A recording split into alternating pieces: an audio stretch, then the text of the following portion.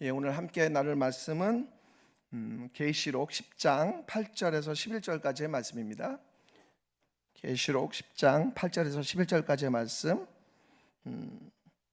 함께 봉독하도록 하겠습니다. 하늘에서 나서 내게 들리던 음성이 또 내게 말하여 이르되 네가 가서 바다와 땅을 밟고 서 있는 천사의 손에 펴놓인 두루마리를 가지라 하기로 내가 천사에게 나아가 작은 두루마리를 달라 한즉 천사가 이르되 갖다 먹어버리라. 내 배에는 쓰나 내 입에는 꿀같이 달리라 하거늘 내가 천사의 손에서 작은 두루마리를 갖다 먹어버리니 내 입에는 꿀같이 다나 먹은 후에 내 배에서는 쓰게 되더라. 그가 내게 말하기를 네가 많은 백성과 나라와 방언과 임금에게 다시 예언하여라 하리라 하더라. 아멘. 네, 반갑습니다. 우리 양옆에 있는 우리 성도들에게 한 주간 고생하셨다고 인사 나눌까요? 고생 많으셨습니다. 예. 네, 반갑습니다. 더위로 인해 또 여러모로 애쓰고 또 수고 많으셨는데 찬양 이렇게 하는 거 보니까 마치 그 영유아부 성경학교 작은 전야제를 보는 것 같아요. 그래서 이미 시작됐구나 하는 생각들을 해보게 됩니다. 더위로 인해 또 체온 상승으로 인해서 습도가 높아지면 입맛이 좀 떨어지고 없어지는 그러한 경향들이 있습니다. 근데 저는 그렇진 않더라고요. 입맛이 좀 없어져야 되는데 없어서 못 먹지. 예, 하여튼 식욕이 떨어지지가 않습니다. 보통 입맛이 떨어지고 또 면역력이 저하되기 때문에 우리가 이제 더운 여름에 좀 몸 관리를 잘 하셔야 할 것 같습니다. 육체의 어떤 식욕뿐만 아니라 영적인 그러한 양식도 있죠. 그것이 이제 말씀인데요. 신앙의 성숙과 또 성장에 있어서는 이 말씀을 꾸준히 먹고 또 그 말씀을 잘 소화해 가는 것이 성도의 삶에 무척 중요한 삶의 습관이 될 수 있습니다. 제가 사역을 시작할 때 훈련을 받으면서 우리 목사님께서 이제 훈련 담당 간사님이셨는데 제가 이제 훈련원으로서 이렇게 할 때 어떤 강의를 들었는데 그 강의 중에 하나가 이제 무슨 내용이 있었냐면 거듭난 사람의 특징에 대한 얘기를 했어요. 근데 거듭난 사람은 말씀에 대한 갈급함과 갈망이 있다라는 거예요. 그래서 회심한 사람의 특징은 말씀을 먹고 싶어하고 또 그 말씀을 진지하게 대하는 그러한 특징이 있습니다. 이 더운 여름에 육신의 음식을 잘 먹어야 하듯이 영적인 양식인 말씀을 잘 섭취해야 할 것입니다. 그런데 이 무더위에 우리 가운데 주어지는 이 말씀이 계시록 말씀이죠. 이게 웬일입니까? 그렇죠? 아주 까다로운 그런 말씀이 아닐 수가 없습니다. 말씀을 읽으면 이렇게 읽혀지는 말씀이 돼야 되는데 읽어도 도대체 이게 무슨 내용인지 저처럼 되게 현실적이고 약간 그 구체적인 걸 또 좋아하는 사람에게는 더 어려운 그러한 어떤 장르가 바로 계시록 말씀이 아닐까 싶습니다. 누군가는 이 요한계시록을 성경 예언의 최고의 절정이다 그렇게 말씀하기도 합니다.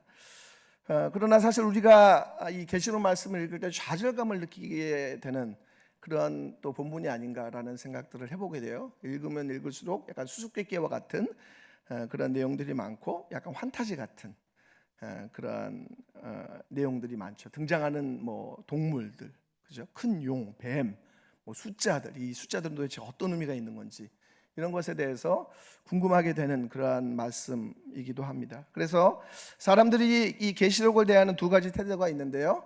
해석이 어렵기 때문에 이 계시록을 무시하거나 아니면 계시록 말씀이 어떤 종말의 비밀을 갖고 있기 때문에 지나치게 또 과도하게 집착하는 그러한 두 부류의 사람들이 있다라고 보여집니다. 지난 주일 예배에서 목사님을 통해서 계시록 말씀의 목적에 대한 말씀을 나눠주셨는데 그 요한계시록 말씀의 목적과 이유에 대해서 우리가 다시 한번 그것을 상기하면서 다시 한번 읽어보도록 하겠습니다. 계시록을 기록한 이유 한번 띄워주시겠어요? 네, 같이 한번 읽겠습니다. 시작. 계시록을 기록한 이유는 현재의 고난을 이기라는 목적으로 위로하기 위해서 쓴 글입니다라는 것이죠. 그러니까 계시록을 기록한 이유는 현재의 고난을 이기라는 목적으로 위로하기 위해서 쓴 것이다. 예. 그러니까 계시록은 위로와 격려를 위한 그러한 책이라는 것이죠. 신약 성경의 많은 그 말씀은 사실 상황 서신입니다. 상황 서신. 그러니까 어떠한 상황과 어떤 문맥 속에서 쓰여졌는지가 굉장히 중요하죠. 그래서 어떤 모든 것들을 일반화시키는 것은 사실은 성경을 잘못 해석하게 되는 그런 경우들도 발생하게 됩니다. 마찬가지로 이 계시록이 어떠한 그 문맥 가운데, 어떤 상황 가운데 쓰여졌는지 우리는 살펴볼 필요가 있습니다. 당시 상황은 로마 황제의 숭배로 인한 로마의 어떤 시스템 제도와 타협하라는 그러한 압력이 있었습니다. 경제적인 압박도 있었고요. 그래서 로마와 황제에 대한 충성을 다할 때 진정한 평안과 또 축복을, 풍요를, 안정을 누릴 수 있을 것이라는 그러한 문화가 저변에 깔려 있습니다. 그런 면에서 당시 성도들은 누구를 예배할 것인가, 황제를 숭배할 것인가, 황제를 경배할 것인가, 누구를 예배할 것인가에 대한 도전이 있었습니다. 로마의 제국적인 그러한 어떤 권력이 절정에 달했던 시대에 살았기 때문에 누구를 예배하고 누구를 경배할 것인가에 대한 유혹과 시험이 이 성도들 가운데 있었다는 것이죠. 사도 요한은 이 계시록 말씀 속에서 로마라는 제국적인 제도와 문화에 맞서서 다양한 어떤 이미지와 상징들을 제시하고 있습니다. 그리고 하늘의 관점에서 제국의 유혹을 맞서도록 독자들을 격려합니다. 이 위기와 고난 상황에 처해 있는 사람들을 위로하고 격려하기에 적합한 그러한 글의 장르가 있다면 바로 묵시입니다. 묵시. 이 묵시 문학은 여러 환상을 통해서 현실의 진정한 의미가 무엇인지를 그 대안적인 시각을 제시하고 있습니다. 하늘의 관점에서 땅에서 일어난 일들을 해석하고 의미를 발견하도록 돕고 있습니다. 그래서 묵시 문학에서 중요한 소통의 도구는 상징이죠. 상징이죠. 그 상징을 통해서 상상하도록 만듭니다. 그리고 계시록에는 이러한 상징의 말씀들이 무척 많기 때문에 사실 그것이 해석하기가 쉽지 않고 또 우리를 당황케 하는 것도 사실입니다. 오늘 말씀에 요한 사도는 하나님의 명령의 말씀을 듣게 됩니다. 그리고 그 말씀의 내용은 말씀을 먹으라는 그런 음성이었습니다. 말씀을 먹으라.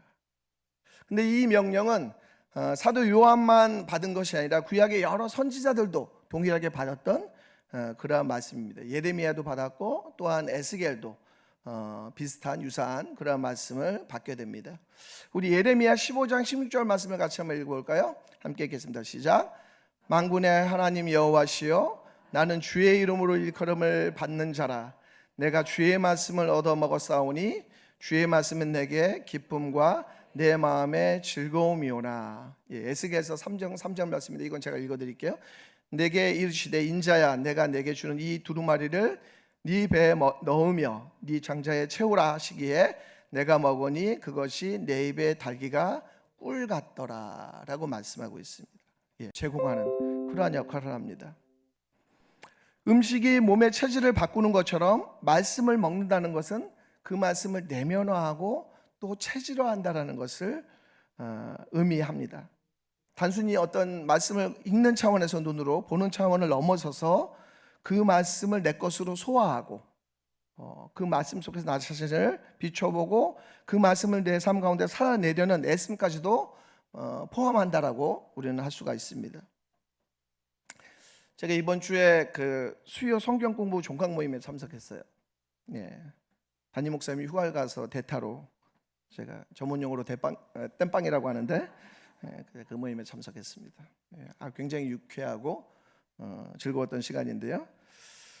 근데 참석하고 나서는 제 예상과는 너무 벗어난 정말 이런 모임이었나 싶을 정도의 그런 아주 당황스러운 수많은 질문들과 아주 사무엘상 31장 마지막 한 장을 나누는데요. 사무엘서 전체에 대한 질문들을 하시더라고요. 그리고 뭐 성경의 구석구석의 어떤 내용들에 대한 질문들을 하시는데 아주 새로웠습니다. 예. 예. 어떤 분은 아주 친 다윗파를 해당하시는 분이 있고 어떤 분은 또 사울에 대해서 굉장히 긍휼히 여기는 사울 왕에 대해서. 그래서 비슷하게 아니면 어떤 면에서는 다윗이 더 악한 놈 같은데 하나님께서는 왜 사울에 대해서는 그렇게 다윗에 대해서는 관대하고 사울 왕에 대해서는 왜 그렇게 그 왕을 내려놓을 정도로 그렇게 비판적인지, 그런 차원의 여러 가지 어떤 질문들을 해가면서 이야기하는 그런 시간들을 보내기도 했습니다. 근데 이제 그 대하는 어떤 우리 성도님들의 모습을 보면서 그 말씀을 뭔가 이렇게 말씀을 이렇게 사모하는 그 열정, 말씀을 알아가고자 하는 그런 모습들을 제가 이제 보게 되었는데요. 그런 모습이 얼마나 귀한가라는 것들을 깨닫게 됐습니다. 여러분, 우리는 말씀을 먹기보다 사실 그냥 무심코 보거나 혹은 말씀이 나와는 무관한 그러한 모습으로 스쳐 지나갈 때가 종종 있습니다. 말씀을 먹고 소화하는 말씀의 사람이 되기보다 나와는 어떤 상대화시키는 그러한 모습으로서 말씀을 대하기도 하죠. 이 선지자들에게 요청된 행동이 있다면 그것은 뭐였냐면 바로 말씀을 먹으라는 것입니다. 이 책을 먹으라라고 하나님께서는 사도 요한에게도 말씀하고 있습니다. 여기서 이 말씀은 요한이 선포해야 할 말씀을 의미하죠. 그리고 이 말씀을 먹었을 때 일어나는 현상에 대해서도 오늘 10절 말씀에서 이야기하고 있습니다. 그 10절 말씀을 같이 한번 다시금 읽도록 하겠습니다. 10절 말씀 함께 읽겠습니다. 시작. 내가 천사의 손에서 먹은 후에 내 배에서 쓰게 되더라. 말씀을 먹은 이후에 일어나는 반응이 내 입에는 꿀같이 다나 먹은 후에는 내 배에서는 쓰게 되더라 라고 말씀합니다. 그리고 이 말씀을 오늘 본문에서 두 번에 걸쳐서 반복하고 있습니다. 그러니까 말씀이 달다라는 것은 하나님의 말씀을 받는 것이 기쁜 것이고, 말씀이 쓰다라는 것은 그 말씀의 의미를 깨달았을 때 느끼는 어떤 고통을 의미하고 있습니다.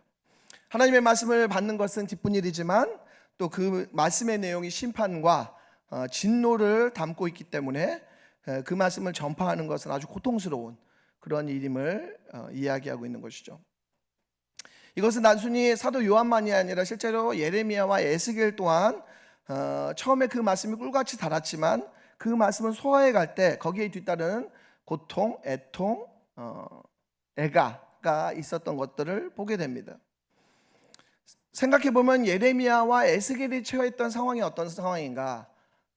이스라엘 역사 가운데서 가장 암흑기와 같았던, 그죠? 정치적으로, 사회적으로, 또 종교적으로 암흑기와 같았던 어두운 그러한 시기라고 할 수가 있습니다. 사도 요한이 놓여 있었던 그러한 상황도 바로 제국의 지배를 받고 있는 유사한 상황이었다라는 것이죠. 여러분, 우리에게도 이 복음의 말씀은 이런 두 가지 모습으로 다가오기도 합니다. 말씀이 우리를 위로하고 때로는 우리를 세운다는 측면에서 그것이 아주 달고 기쁜 일이고 즐거운 일이기도 하지만 때로는 그 말씀이 우리의 깨어지고 무너진 모습을 비춰주는 그러한 말씀이기도 합니다. 처음에 말씀을 듣게 되면 그 말씀이 참 사랑스럽고 기쁜 내용들이 많죠. 그러나 그 말씀의 의미를 깨달아 알아갈 때 우리는 여간 그 말씀을 소화하는 것이 쉽지 않은 것임을 깨닫게 됩니다. 뿐만 아니라 그 깨닫는 말씀을 순종하고 그것도 신실하게 지켜간다는 것은 여간 어려운 일이 아닐 수가 없습니다.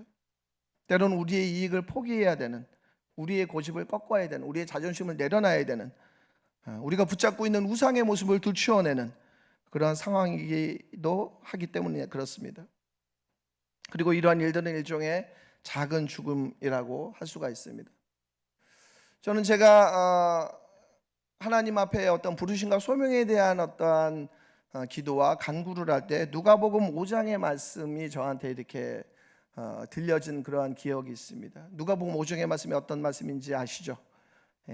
내가 사람을 낚는 어부가 되게 하리라, 그런 말씀이잖아요. 그죠? 그 말씀은 사명이고 또 열매고 어떤 면에서는 기쁨의 말씀일 수 있지만 그 말씀이 이루어지는 과정은 굉장히 많은 어떤 면에서 어려움과 고통을 주는, 인내를 해야 되고 기도해야 되고 또 섬김의 과정임을 우리는 알게 된다는 것입니다. 우리가 당면한 이 시대적 상황은 탈종교, 탈신앙의 상황입니다. 그렇게 호전적인, 우호적인 그런 상황이 아닐 수 있죠. 오히려 적대적이고 예레미야와 에스겔, 사도 요한이 처한 상황처럼 하나님의 말씀이 그렇게 받아들여지는 그런 상황은 아닐 수가 있을 것입니다.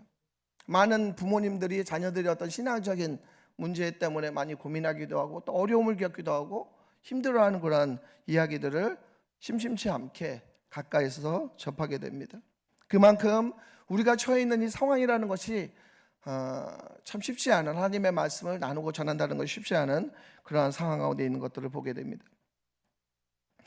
이 사도 요한에게 이어지는 예언의 말씀이 11절 말씀으로 이어지는데요, 11절 말씀을 다시 한번 같이 읽도록 하겠습니다. 읽겠습니다. 시작.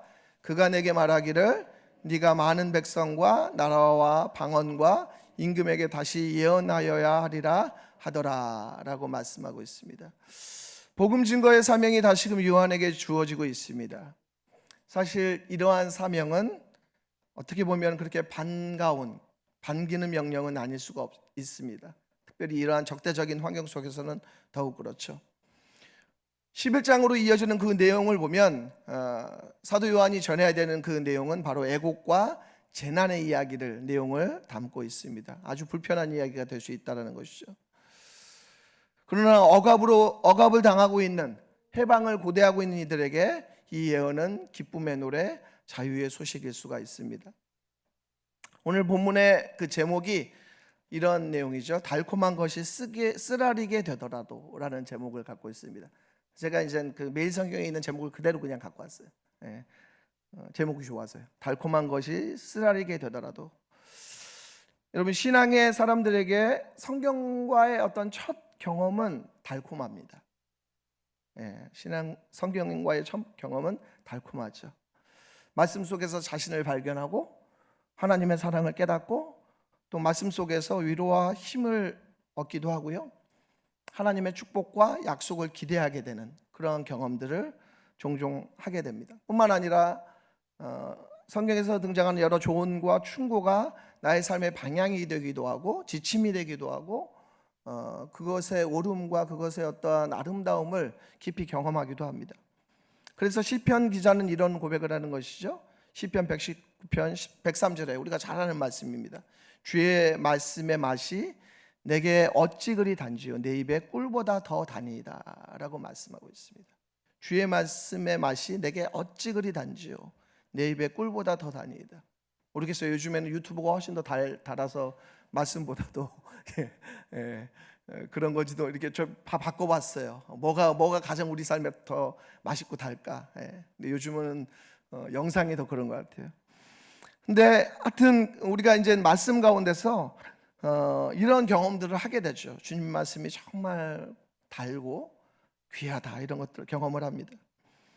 그러나 시간이 지나면서 말씀과 나 자신의 삶을 연결해 갈 때 그 말씀이 나의 기호에 잘 맞지 않는 것들을 발견하기도 합니다. 나의 취향에 맞지 않는 그런 부합하지 않는 경험들을 하죠.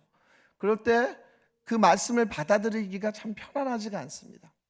어느 순간 말씀을 받아들이는 것이 굉장히 불편하죠. 마치 요한이 경험한 것처럼 뱃속에서 쓴 경험들, 소화불량을 일으키는 그러한 경험들을 하게 해도 됩니다. 나의 계획과 나의 사고, 나의 생각에 들어맞지 않는 순간들이 찾아옵니다. 그래서 성경의 권위에 나의 어떤 권위를 맞추는 것이 아니라 나의 권위에 맞게 성경을 차별적으로 붙여넣는, 받아들이는 그런 경향들이 있습니다. 순종하기가 참 어려워지죠. 오늘날 우리가 살아가는 시대를 흔히 포스트 모던 시대라 그러는데 바로 해체와 의심의 시대를 살아가게 됩니다. 그래서 어떤 면에서는 이러한 어떤 의심을 격려하고 장려하기도 하죠. 비판과 비평 이런 것들을 주문하기도 합니다. 이 폴 리케르라는 그러한 사람이 해석학적 의심을 유지하고 그대로 실천하라고 이런 얘기들을 했어요. 그래서 우리는 진실을 분별할 필요가 있죠. 무엇이 옳고 무엇이 그른지. 그래서 옳은 것은, 선한 것은 우리가 따르고 받아들이지만 쓰레기 같은 것들은 언제든지 그것을 버려야 되는, 과감하게 버려야 되는 상황 가운데 있습니다. 그래서 그런 분별 속에서 얻어진 것들 속에서 우리는 제2의 순진함을 가지고 말씀을 따라야 한다 라고 얘기합니다. 어린아이와 같이 경의를 가지고 말씀에 순종해야 한다라는 것이죠. 그래서 칼뱅은 이와 관련해서 한 말이 있어요. 이게 되게 유명한 말이라 그러는데 저는 처음 봤어요. 말씀을 준비하면서 같이 한번 읽어볼까요? 하나님에 대한 모든 바른 지식은 순종을 통해서 나온다. 하나님에 대한 모든 바른 지식은 순종을 통해서 나온다. 예. 순종이 너무 중요하다라는 거죠. 순종을 통해서 우리가 말씀의 우리 가운데 형성되는, 참되게 형성되는 그런 경험들을 하게 된다라는 것입니다. 우리는 말씀에 참여하지 않으면, 말씀에 순종하지 않으면 그것의 참 의미를 이해하지 못합니다.